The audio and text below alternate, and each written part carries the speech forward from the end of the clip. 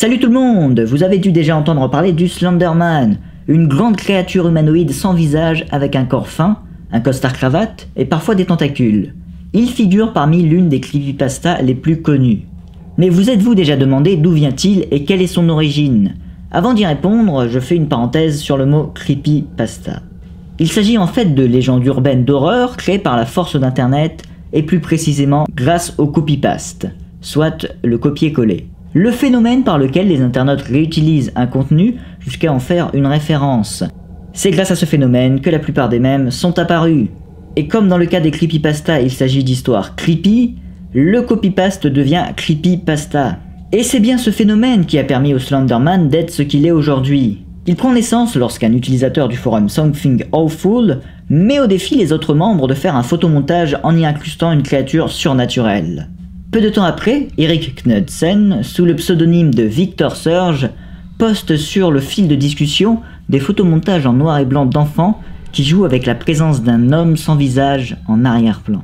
Il y rajoute de faux témoignages qu'il a écrits censés rapporter la disparition des enfants sur les photos. À travers ces témoignages, il y baptise son personnage le Slenderman, traduit par l'homme fin. D'autres membres l'utilisent à leur tour pour leur photomontage. Certains vont sur d'autres forums pour le faire passer pour vrai, et le Slenderman s'installe ainsi peu à peu sur d'autres sites. Et le 20 juin 2009 sort le premier épisode d'une web-série façon documentaire nommée Marble Hornet, qui raconte l'histoire d'un jeune homme ayant retrouvé les anciennes cassettes du tournage du projet de film d'un pote.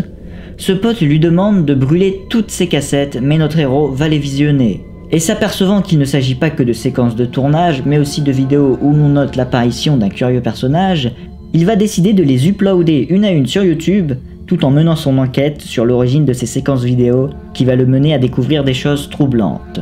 Cette web-série connaît un gros succès, ce qui permet de faire encore plus connaître le Slenderman. Elle va même jusqu'à inspirer un jeu indépendant nommé Slender,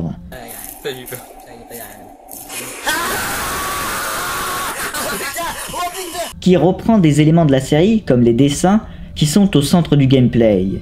Ce jeu à son tour connaît aussi un gros succès, et notamment à l'international. Une multitude d'autres jeux sont ensuite créés. Et notre créature a tellement influencé la culture populaire qu'il a inspiré l'Enderman du jeu Minecraft. On le soupçonne aussi d'avoir inspiré les silences de Doctor Who, ainsi que d'autres séries. Et il fait même un caméo dans la série My Little Pony.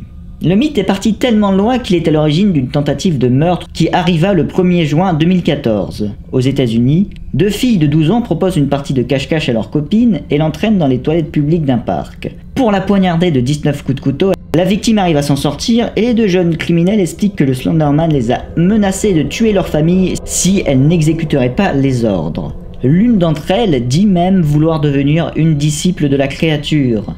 Mais retournons sur une note positive avec le Trenderman. Vous ne connaissez pas le Trenderman? Eh bien il s'agirait du cousin fashion victime du Slenderman. Disons qu'il s'agit plus d'une parodie qui trouve son origine sur une photo d'un mannequin sans visage qu'on retrouve dans les boutiques vestimentaires, mais qui porte une tenue plus tendance que le costard-cravate de son cousin. Et pour cause, Trend signifie tendance, donc Trenderman est un jeu de mots dérivé de Slenderman et signifie en gros l'homme tendance. Bien que moins connu, il en est devenu un mème. Je vais t'amener dans l'arrière-boutique pour te faire essayer les nouveaux vêtements que je t'ai achetés.